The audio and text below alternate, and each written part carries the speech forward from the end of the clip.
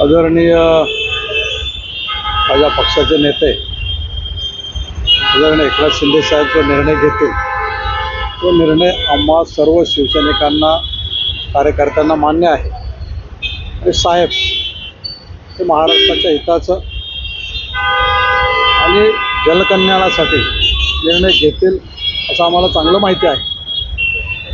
एकनाथ शिंदे 2.5 वर्ष मुख्य व्हावं असं नेत्यांची सुद्धा भावना आहे. मात्र जर भाजपचा मुख्यमंत्री झाला तर एकनाथ शिंदे उपमुख्यमंत्री म्हणून त्यांनी जबाबदारी स्वीकारावी किंवा केंद्रातलं एखादं मोठं मंत्रिपद त्यांना ते आपल्याला सांगितलं की 2.5 वर्षामध्ये महाराष्ट्रातील कानेकोपऱ्यामध्ये खेडेगावातील प्रत्येक घराच्या दरवाजापर्यंत त्यांनी कामाच्या माध्यमातून लोकांना सन्मान देण्याच्या माध्यमातून आणि प्रत्येक कार्यकर्त्याला भेटण्याच्या माध्यमातून ते प्रत्येकाच्या दिलामध्ये अंतरात्म्यामध्ये हृदयामध्ये गेलेले आहे.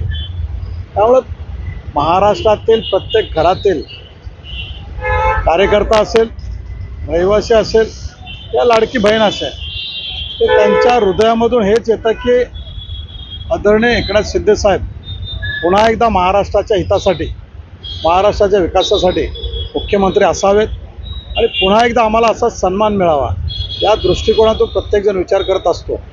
परंतु महाराष्ट्राच्या हिताचं आणि युती टिकण्यासाठी जे निर्णय आदरणीय एकनाथ शिंदे साहेब घेतील तो निर्णय आम्हा सर्वांना बंधनकारक आहे.